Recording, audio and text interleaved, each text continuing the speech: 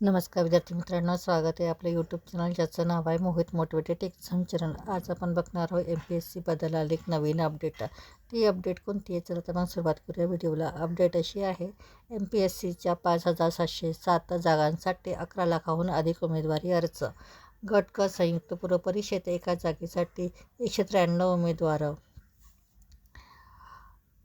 महाराष्ट्र लोकसेवा आयोगातर्फे म्हणजे MPSC तर्फे घेण्यात येणाऱ्या गट क सेवा संयुक्त पूर्व परीक्षा 2026साठी तब्बल 11,04,000 अर्ज प्राप्त झाले आहेत. 5,707 पदांसाठी अर्ज आल्याने एका जागेसाठी सरासरी 193 उमेदवारांमध्ये स्पर्धा आहे. सोमवारी रात्री अर्ज करण्याची मुदत संपली. ही परीक्षा येत्या 25 ऑक्टोबरला राज्यातील विविध केंद्रावर होणार आहे. राज्य शासनाच्या विविध गटांतील गट क पदांसाठी MPSCने 25 जूनला जाहिरात प्रसिद्ध केली होती. सुरुवातीला 2,619 पदांसाठी जाहिरात काढण्यात आली होती. त्यानंतर सुधारित जाहिरात प्रसिद्ध करून आणखी 3,088 पदांची भर पडली.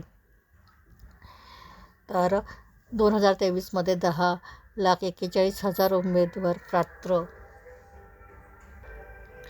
2023मध्ये 5,644 तलाठी पदांसाठी सुमारे 11,05,000 अर्ज आले होते. शुल्क व छाननीनंतर 10,41,713 उमेदवार परीक्षेसाठी पात्र ठरले. त्यापैकी 8,64,960 म्हणजे सुमारे 83% उमेदवारांनी प्रत्यक्ष परीक्षा दिली होती.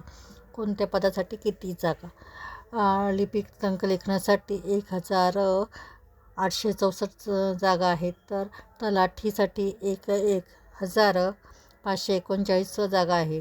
लिपिक व टंकलेखन 819, सहाय्यक मोटर वाहन निरीक्षकसाठी 461, कर सहाय्यकसाठी 282, सहाय्यक मत्स्य व्यवसाय विकास अधिकरणमधील 254 जागा आहेत. MPSCवरील वाढता विश्वास.